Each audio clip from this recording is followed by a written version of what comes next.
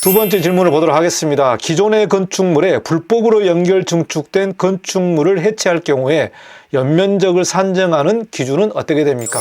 건축물 해체 계획서를 작성할 때 대상 건축물에 대한 구조 안전성 검토가 필수입니까? 이렇게 질문했습니다. 4월 19일 유튜브 원데이 클래스 2기가 개강을 합니다. 관심 있는 분들은 수강 신청을 하시기 바라겠습니다.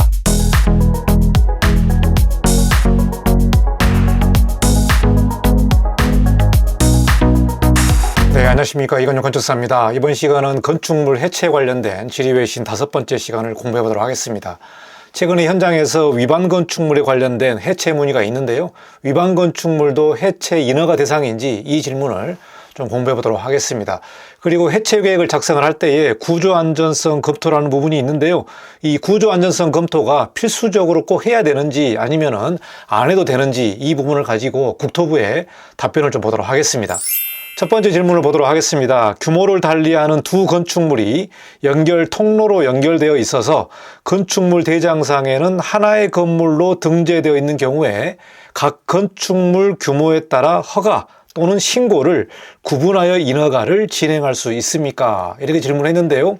한 필지에 두 개 건축물이 있는데 연결 브릿지라든가 통로가 있어서 건축물 대장에는 하나의 건물로 등재되어 있습니다. 그런데 두 개 건물 중 하나만 철거를 할 경우에 이 건축물 규모를 어떻게 산정하는지 이 부분을 질문했는데요. 답변해 보도록 하겠습니다. 건축물 대장의 규칙을 보면은요. 건축물 대장은 건축물 한 동을 단위로 해서 각 건축물마다 작성을 하는 것이 원칙이고요.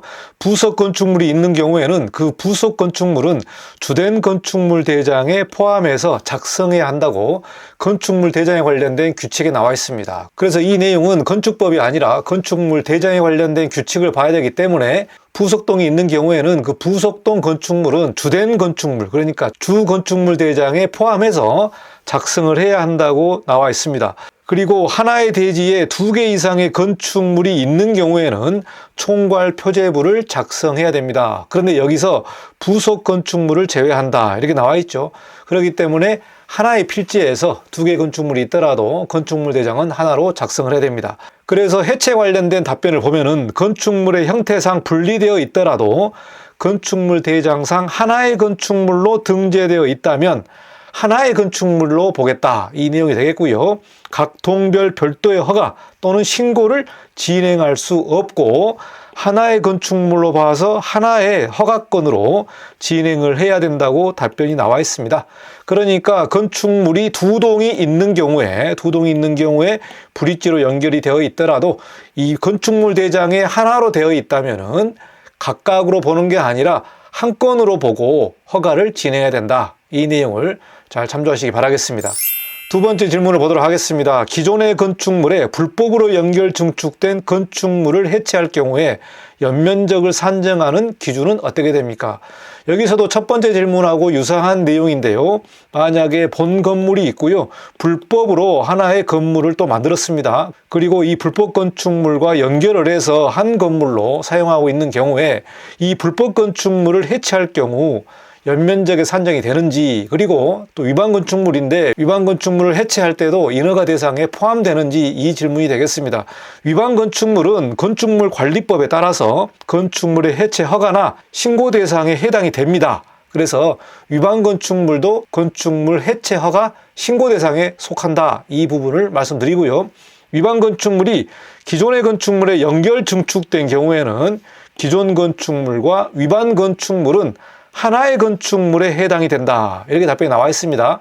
그러니까 기존 건축물에서 불법으로 확장했다든지 또 불법으로 건축물을 새로 지어서 한 건물로 사용하고 있다면은 위반 건축물의 여부와 상관없이 이 부분은 하나의 건축물로 보겠다는 부분입니다. 그러니까 건축법에서 위반 사항에 관련된 부분과 해체에 관련된 건축물 관리법에서 보는 부분은 좀 다르다. 이렇게 보시면 될 것 같고요. 최종적으로는 기존 건축물과 증축된 건축물을 함께 고려하여 연면적을 산정을 해야 되고 해체 신고나 허가를 받아야 된다. 이렇게 나와 있기 때문에 불법으로 연결 증축된 건축물 같은 경우도 그 면적을 산정할 때는 본 건물과, 즉 합법적으로 지어진 건물과 합쳐서 연면적을 산정을 해라. 이렇게 나와 있습니다. 이 내용을 잘 참조하시고 혹시 위반 건축물을 해체할 때 이 부분을 잘 꼼꼼히 확인하신 다음에 진행을 하시기 바라겠습니다. 세 번째 질문인데요. 해체 신고 및 해체 허가 대상 모두 해체 계획서를 작성해야 되는지 이 내용이 나와 있는데요. 우리가 해체 허가나 신고를 받을 때는 해체 계획서를 작성해야 되는데 해체 신고는 해체 계획서를 작성 안 해도 되지 않습니까? 이런 질문인 것 같습니다. 그리고 해체 계획서는 누가 작성하고 또 이 계획서를 누가 검토하는지 이 질문이 나와 있는데요. 여기서 국토부의 답변을 보도록 하겠습니다. 해체 신고 및 해체 허가 대상 모두 건축물 관리법에 따라서 해체 계획서를 작성을 해야 됩니다. 해체 계획서를 작성을 해야 된다. 그렇기 때문에 신고라든가 허가 모두 다 해체 계획서를 작성을 해서 신고할 때나 허가 받을 때 제출을 해야 되겠습니다. 그리고 해체 계획서는 누가 작성하냐면 해체 계획서는 건축사 사무소 개설 신고를 한 자 또는 기술사 사무소를 개설 등록한 자로서 건축 구조, 건축 시공, 건설 안전을 직무 범위로 등록한 자가 검토하고 서명 날인해야 된다. 이렇게 나와 있죠. 그래서 건축사라든가 구조기술사 또 시공기술사까지 주요 전문가들이 해체 계획서를 작성을 해야 되겠습니다. 그러면은 그 해체 계획서를 누가 검토해야 되느냐? 여기서 답변을 보시면은 단 전문가가 해체 계획서를 작성을 하므로 해체 계획서 검토는 따로 받지 않아도 됩니다. 이렇게 나와 있죠. 그래서 통상 해체 신고 같은 경우는 해체 심의가 없습니다. 그러나 해체 허가 같은 경우는 대부분의 지자체에서 해체 심의를 받습니다. 해체 심의를 받을 때 이 해체 계획서를 보고 미비한 점은 보완 사항으로 나오기 때문에 이 보완 사항을 보고 또 해체 계획서에 관련된 부분을 보완을 해야 되겠습니다. 그래서 해체 신고 같은 경우는 검토 같은 부분이 없고요. 해체 허가는 심의를 무조건 받아야 되기 때문에 전문가로부터 그 해체 계획서에 관련된 내용을 살펴보고 보완 사항이 아마 대부분 나옵니다. 대부분 나오기 때문에 이 내용을 보완을 해서 다시 제출을 하고요. 최종적으로 해체 심의를 완료를 해야만 해체 착공이 들어간다는 내용을 여러분이 잘 판단하시기 바라겠습니다. 다음 질문인데요. 건축물 해체 계획서를 작성할 때 대상 건축물에 대한 구조 안전성 검토가 필수입니까? 이렇게 질문했습니다. 그래서 해체 계획서를 작성할 때 이 구조 안전성 검토를 해야 되는데요. 여기서 답변을 보시면은 해체 계획서를 작성할 때에 관계 전문가가 해체 대상 건축물의 상태 그리고 주변 여건, 해체 방법 등을 종합적으로 고려해서 구조 안전성 검토가 불필요하다고 판단하는 경우에는 구조안전성 검토를 수행하지 않아도 됩니다. 이렇게 나와 있죠.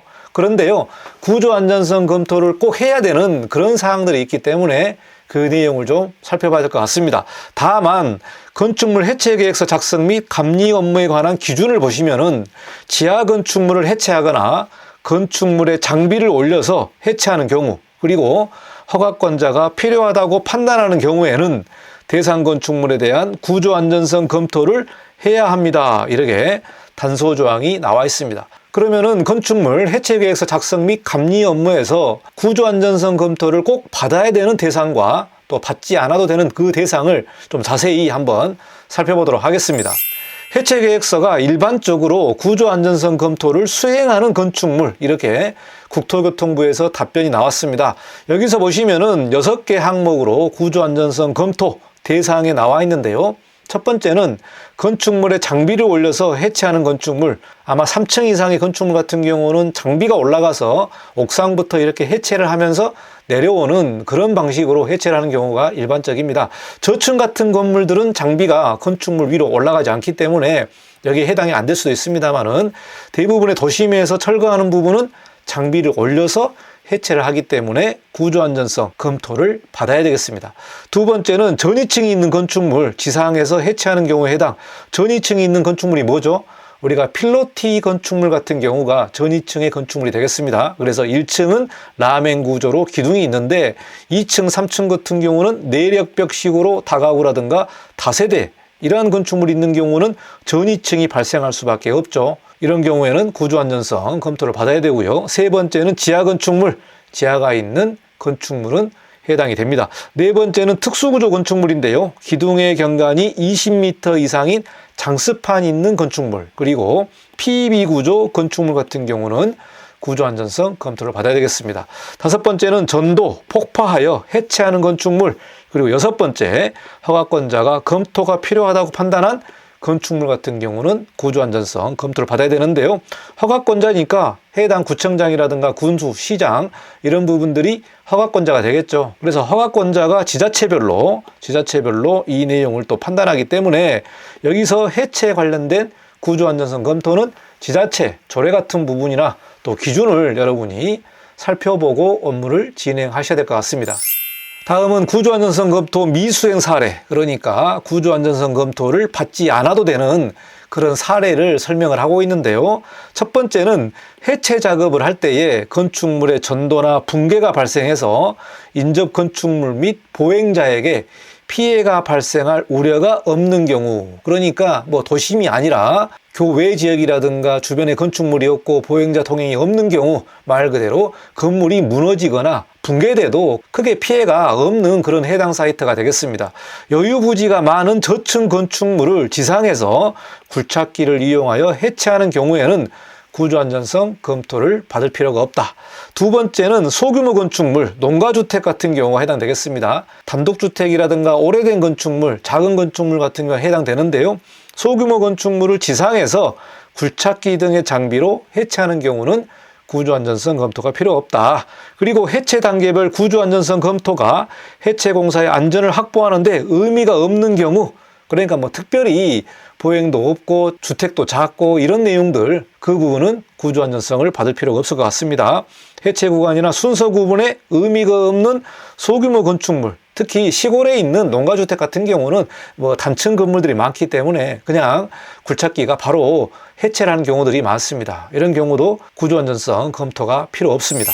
다음은 지하 외벽에 가해지는 토합을 사전에 제거하고 해체가 가능한 경우, 그러니까 이 경우도 좀 여유 부지가 큰 경우가 되겠습니다.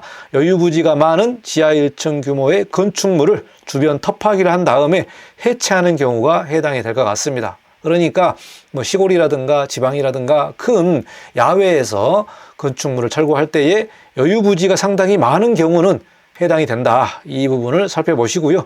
네 번째 같은 경우는 철골조 건축물입니다. 철골조 건축물인데요. 특수구조 건축물은 제외고요. 철골조 건축물을 신축공사의 역순으로 해체가 가능한 경우에는 구조안전성 검토를 받을 필요가 없다.